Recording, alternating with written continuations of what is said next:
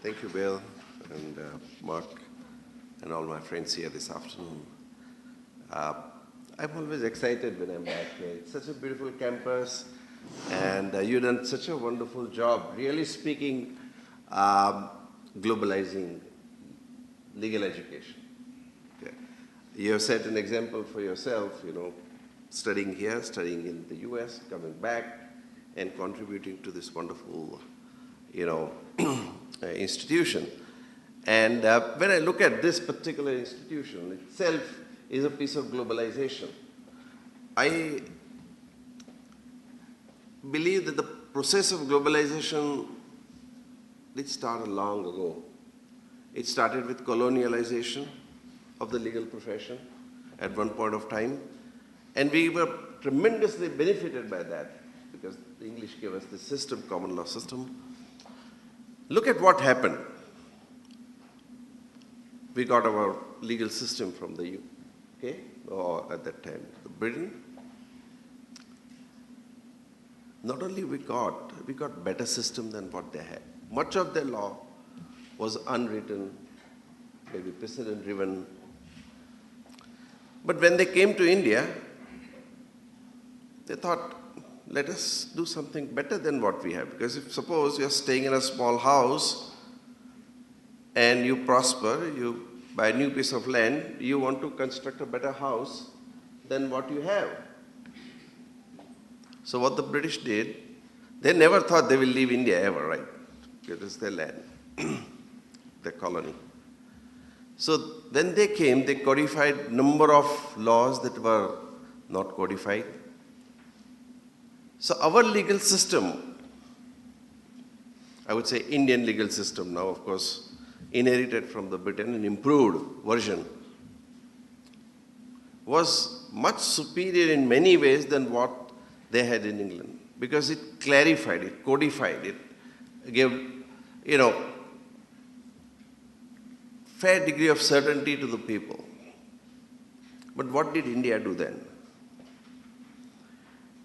India exported these systems to the region, to Singapore, to Malaysia.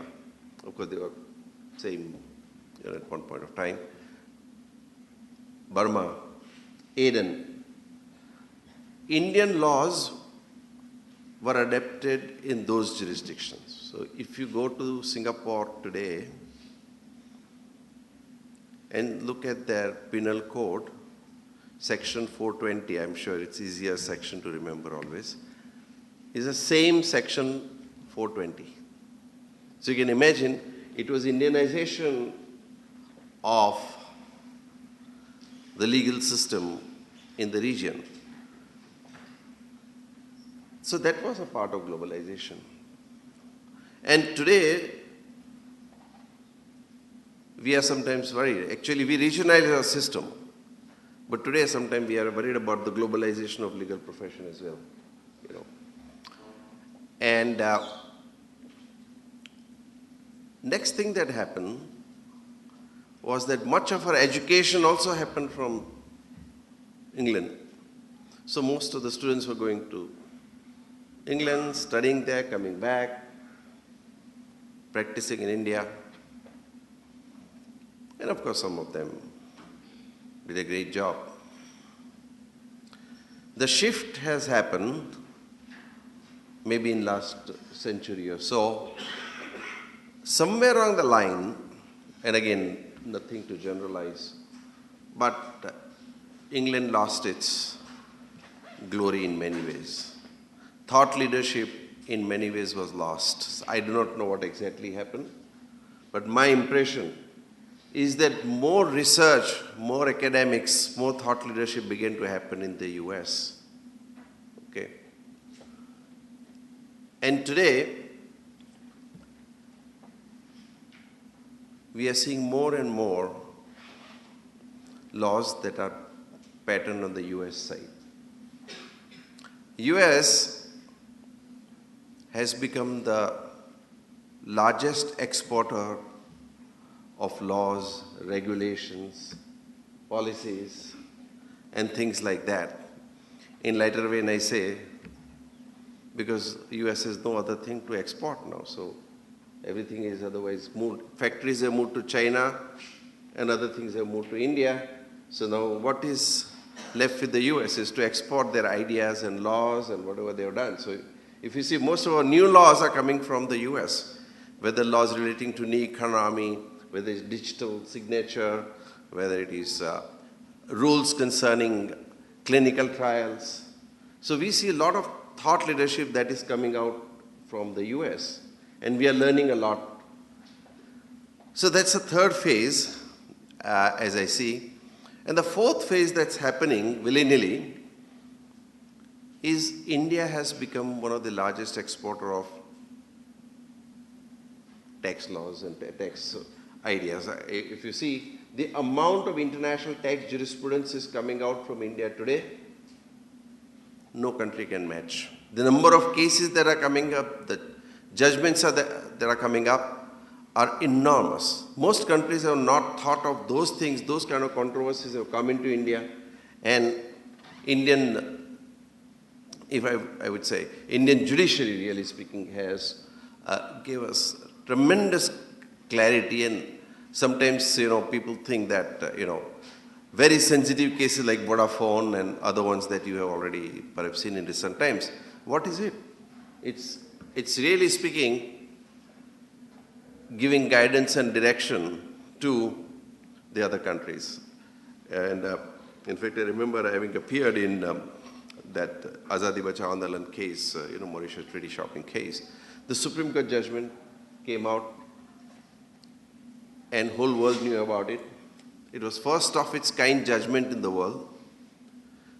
And next thing that happened, I got a call from Korea and telling me that we have similar issue in India, in Korea, and can you give us some opinion on the subject? Because Indian jurisprudence is so well developed on this particular subject. So we are seeing there is some kind of, shift happening. And as India and China become more and more prosperous and progressive, we'll see a lot more globalization of the whole system. And I would not be surprised that in next 10 to 20 years, just like the US universities providing legal education, Indian institutions like yourself will also provide world-class, more of them. Of course, you've been doing right now as well. But I'm saying that I see a lot of opportunities for the world to get benefit of education from India and countries like India otherwise. So that's on the second thing on globalization of legal profession. I personally feel, and I always believed in that we are all global. Now what is global? Global is a matter of mindset. Globalization is a matter of mindset. It's different from internationalization, multinationalization, transnationalization. So it's not so much as or about putting outposts and offices and subsidiaries in different countries as much as thinking global, adopting global standards, global thinking, and so on and so forth. For example,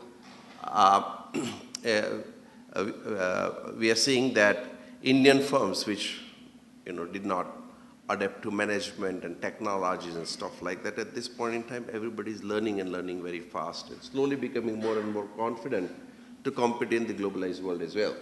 I think this trend will continue because India is a hub for technology, and what more technology can bring to the legal profession because it's so knowledge driven.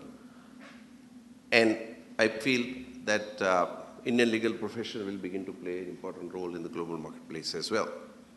So these are some of the thoughts. I'm not going to make a long, boring speech because we would rather leave some time for questions and answers, and I'll be delighted to take any question.